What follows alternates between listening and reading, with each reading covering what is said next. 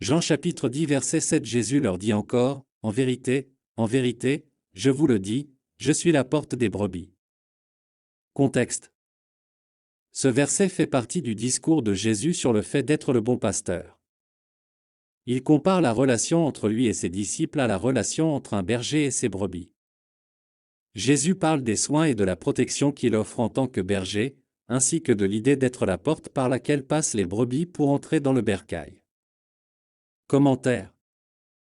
Ce verset porte en lui une signification profonde. Je suis, comme dans d'autres parties de l'évangile de Jean, Jésus utilise l'expression « je suis », évoquant le nom divin révélé à Moïse dans le buisson ardent, Exode 3, 14.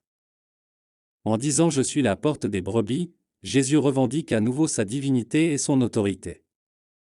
Porte des brebis, Jésus se compare à une porte des brebis. Cela a plusieurs implications. Premièrement, il est le moyen par lequel les brebis accèdent au bercail, qui représente la sécurité, la communion fraternelle et le salut. Deuxièmement, il est le gardien qui contrôle qui entre et qui sort, protégeant les brebis des dangers extérieurs. Accès à une vie abondante, la métaphore de la porte suggère qu'une vie abondante et une sécurité spirituelle ne peuvent être obtenues que par Jésus. Il est la porte d'entrée vers la vie éternelle, la communion avec Dieu et la plénitude spirituelle.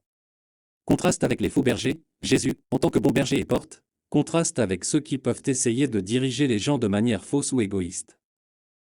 Il est le seul vrai chemin vers Dieu et le véritable accomplissement spirituel.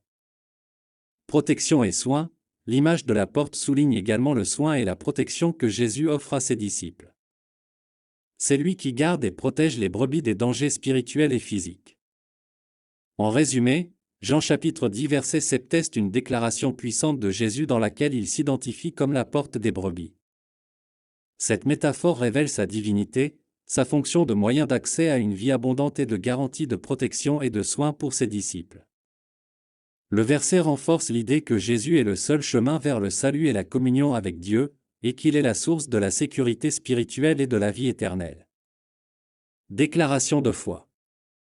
Je confesse mon péché et demande ton pardon, et je me repens et te demande de me libérer de toute condamnation. Je reconnais Jésus-Christ comme mon seul et suffisant Sauveur et Seigneur de ma vie, j'écris mon nom dans le livre de vie.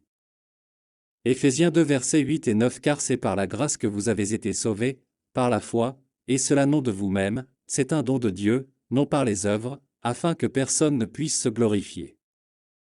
Athos versiculo 2 repentez-vous donc et tournez-vous vers Dieu, afin que vos péchés soient effacés.